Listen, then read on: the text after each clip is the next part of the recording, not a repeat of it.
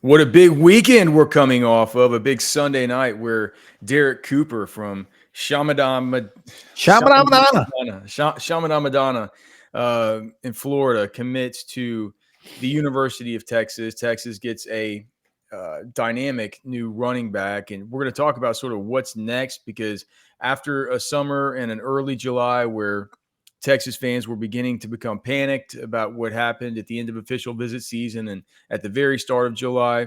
Now, now the just the meme out there on the internet is Texas is buying up all the recruits and Ketchum and Anwar had earlier today on the Overreaction show that Texas was the new evil empire and Sark's Darth Vader and all this stuff. So the narrative is shifted, and there could be others. There could be other super blue chips, on the way. I do feel like Texas is going to let the market resettle a little bit and sort of figure out what exactly is going to be happening, what could be available to them down the stretch. But Cody and I were talking before we came on. We're like, "What, man? We should even talk about what do they really need at this point with the rest of the recruiting class." But before we get to that, we need to thank the Man Eye Institute. See life better. Make sure and give them a call today. 1-844-WOW-2020. 1-844-WOW-2020. This show, of course, is presented to you by the Man Eye Institute. So thank those guys so much for their continued support. Go check out their next level LASIK today.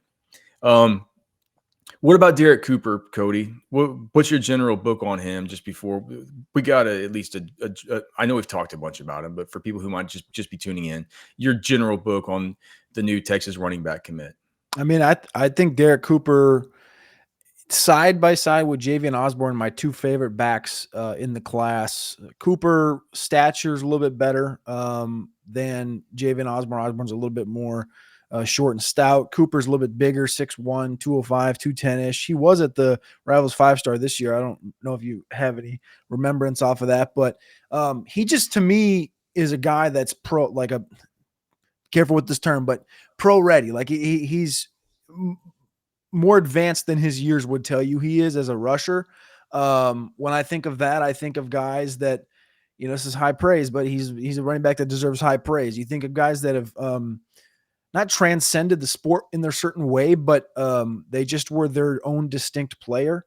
Like I think of like a Zeke Elliott at Ohio State. I think of like a Todd Gurley at Georgia. Like those aren't direct comps. That's just like a guy that's advanced beyond his years when he enters college. I think that's Derrick Cooper, a guy that can come in and work for you on day one. I mean, 2 months ago when we brought up Derrick Cooper kind of jokingly about it, it was like, oh yeah, Shamana Madonna, the running back. And you're like, Shamana, what? Like, cause I couldn't say it right. And then all of a sudden you fast forward 2 months, he hasn't even taken an official visit to Texas.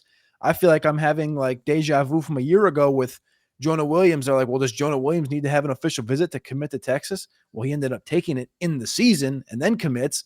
But Cooper didn't even, I mean, he took an unofficial, but he didn't even take an official visit to Texas. And it's kind of bizarre how this thing's kind of come to fruition the last month and a half, but it's a massive, massive big get for new running back coach Chad Scott. Well, and it was out of like, it's kind of if you had a chance with the guy and you had an in with the guy, it's like there was, the chips kind of kept coming off the pieces kind of kept coming off the board, right? And he was the one that was still left available. And it's funny because as you go through it, he was there. He was at the Rivals 5-star.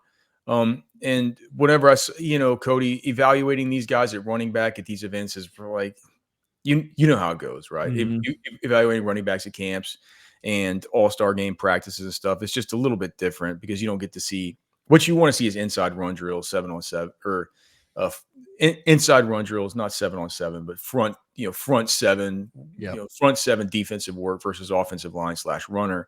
And you don't get to see at these events. I did think that Javian Osborne was a little bit better catching the ball out of the backfield. Looks a little more natural than that. But if you watch Derrick Cooper, I know we've talked about it before, and you can't just invoke Adrian Peterson because it's just not fair. That's just way too big of a compliment. But he does kind of Zeke close. I kind of see a DeMarco Murray. Okay. just fast, really good straight line speed, shed ability through the hips, can get small through the hole. But man, once he pulls up and he starts getting up to full speed, he's like I said, I don't want to Extra invoke gear. Adrian Peterson, but it's like because he doesn't get that head bob. Yeah. He pulls up into it. He gets something going, and you can't catch him. Just really big, really fast, really good, really good vision. A playmaker who you can tell is just a ball player. Like he's got clips even on defense where he's strip sacking quarterbacks and blocking punts and all kinds of stuff like this. So really awesome player. And Cody and I have developed a really awesome spice blend, and it's called the Alpha Seasoning. You can get it at alphaseasoning.com. I've eaten it all weekend. It's great on burgers. I feel like we've kind of Cody and I eat a lot of like hamburger because it's what we have in our freezers, like wild game burger, hamburger, and I think truthfully I like it best on burgers and on ground beef, ground game. But dude, I had it this weekend on chicken thighs. I had it this weekend. I smoked a pork butt. I just covered it in the Alpha. It's just I had steaks from Texas Beef Traders. Shout out Texas Beef Traders. Get 10% off when you mention Orange Bloods. I just it's such a versatile spice that like I eat it all the time and I put it on my sandwiches and all the rest. And it's so good that my family never gets sick of it. It's just because it's great on everything. Alphaseasoning.com. Alphaseasoning.com. It's our company. We made the spice. We invented it. It's awesome. Thanks to everybody who's ordered it. Love you guys. Thank you. And go order the Alpha. All right, Cody. So what do they do next? That's my biggest question, man. I'm like I found myself this weekend just like looking, like I'm sitting out at the pool and I'm looking through my depth chart and scholarship board thing, and I'm like, man, like they're now the 4th ranked class in the industry rankings behind USC, Georgia, Notre Dame. USC's got 31 commits, Georgia's got 30, Notre Dame's got 26, Texas has 21. They passed A&M, who has 26. Like, to get 21 commits and they're all the way up to 4. And I'm just like, well, I think they've established it doesn't really matter where they end up. This is an excellent class, no matter which way you slice it. They could finish 7 or 8. It doesn't matter about what the accounts say the rankings are. But I'm looking at it and I'm like, this actually kind of seems like this is maybe they could have one more hurrah. They could go out and get an edge rusher or something, or potentially stay in on pro throw until the end and potentially flip him from Which is the Georgia. tight end, I'm the tight end, Caden pro throw. Yes. And I'm sitting here looking and I'm like, they don't really need anything. They don't really need a tight end. I know everyone wants to talk about tight end, but you got Jordan Washington, like Amari Winston, Nick Townsend. You don't really need to bring in a 5-star tight end. You look at defensive line. I know you got Richard Wesley, you got James Johnson, you got Corey Wells, Vodney Cleveland, Dylan Berry. I mean, like, yeah, you could bring in an edge rusher. I don't think it's mandatory, though, given the fact that you got both Justice Terry and Lance Jackson last year. I know we've talked about them moving inside, but both those guys can play outside. And I think the versatility of the linebackers has posed that it's not really a must-have at edge. I also think that the Jamarian Carlton door is still open, the edge rusher from that committed to Baylor. I'm not sure you need to go corner. I think the biggest maybe like spot that I'm looking at is the offensive line. You got 3 commits. You got the big one on John Turntine that feels like he's maybe going to be the value of the whole class, as far as like you're going to look back at this class and go, dude, that John Turntine, just like in that group, and people just don't talk about it. Nick Robertson and Max Wright. You got 3 offensive linemen, Alex, and I feel like that's the one where I look at it a year down the road and you're going to be like, man, they need to have a 4th. They need to go flip a Krempen. They need to go flip a Rosebud. They need to go flip a Malachi Lee, something like this to get that 4th guy in the offensive line group. That's kind of the one spot where I'm like, if I really had to get like one dude, that would be where I'd want that one dude. Well, it feels like they're gonna what they have 21 right now? 21. So they're gonna fill it up with some of these certain players. But what we're talking about is whenever it feels like, if you're gonna have another one that's like one of these big splash guys, I wonder. It's like there's Jay Kreul. Where's Kreul from? He's from Florida. He's at IMG. Yeah.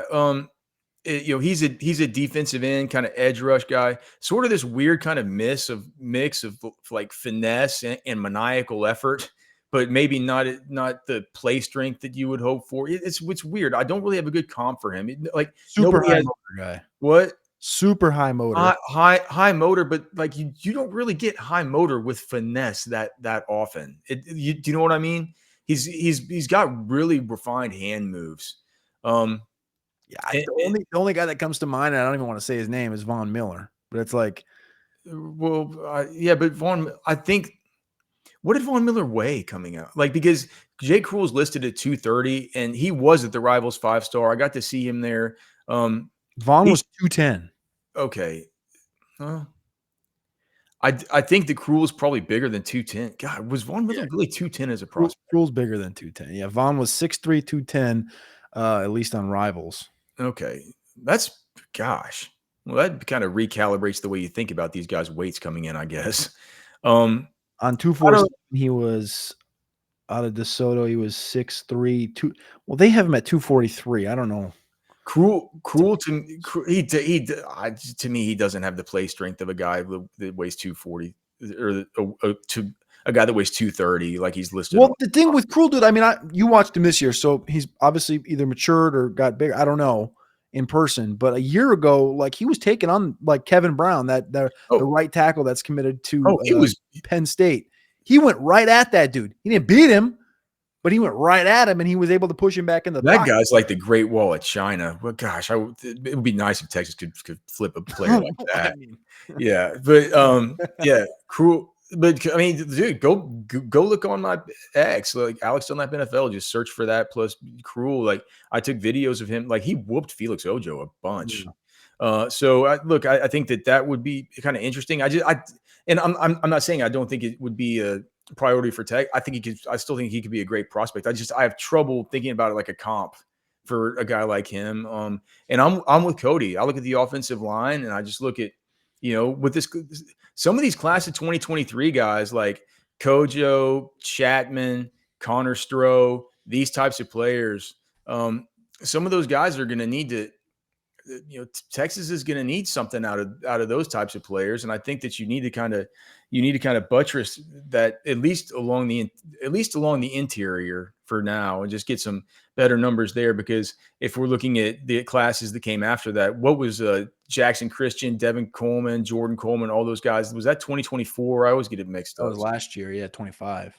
25. So, you know, I feel like those guys are going to be similar slow bakes to the 2023 dudes. And I think if you could just, find, like Cody said, somebody like a Crimpin who has some versatility to play either inside or play tackle.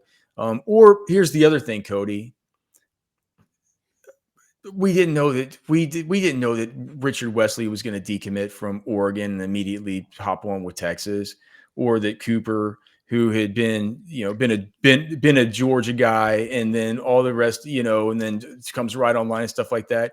It could be Cody that we look up in December, and Sark this whole time is smiling like the cat that just ate the canary, knowing, dude, I knew all along that so and so from so and so that was completely off your radar, that was as of this awesome guard with tackle versatility, was going to be coming available to us. And I think at this point, it's the kind of thing that you certainly need to take into consideration, because it's like, to not do so would to go back to the mindset that you had back in June or July, if you were one of these Chicken Littles saying, what the heck's going on in recruiting, whenever Sark and the staff just knew all along what their plan was.